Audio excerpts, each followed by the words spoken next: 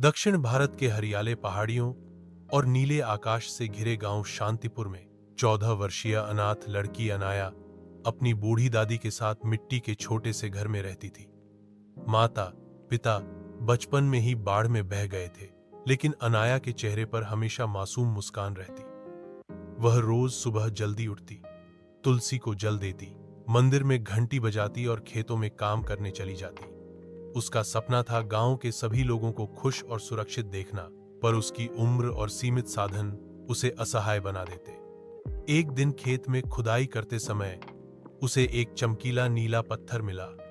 वो पत्थर जैसे ही उसने छुआ, बिजली सी चमकी और वह बेहोश हो गई। होश आने पर उसे सब कुछ अजीब लगा। हवा बातें कर रही थी, पेड़ झुक रहे थे, पक्षियों की आवाजें जैसे शब्द बन गई थी। पहले डर लगी, फिर उसने इस शक्ति को समझा और उपयोग करना शुरू किया।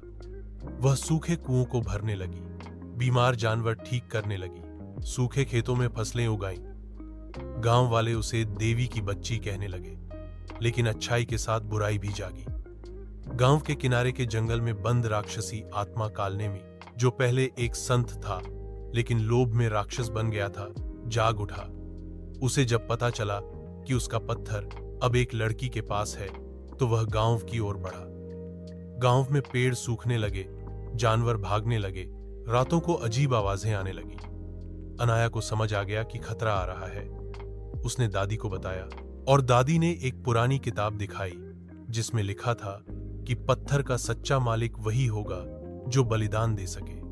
अनाया ने गांव के बच्चों और युवाओं को तैयार किया, उन्हें आत्मरक्षा सिखाई, हथियार बनवाए और गांव को संगठित किया। एक रात कालनेमी ने हमला किया, आकाश काला हो गया, बिजली कड़कने लगी। अनाया सामने आई, डरी नहीं।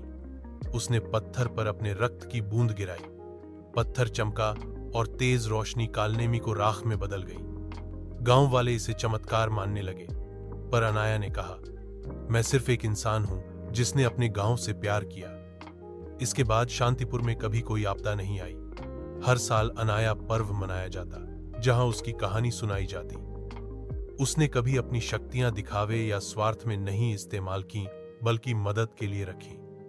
उसकी कहानी दूर दूर तक फैली और बच्चों को सिखाया कि सच्ची शक्ति ताकत में नहीं, बल्कि सहानुभूति और हिम्मत में होती है। आज भी जब कोई बच्चा मंदिर में प्रार्थना करता है, एक धीमी हवा चलती है, जैसे अनाया अब भी सबकी दुआएं सुन रही हो।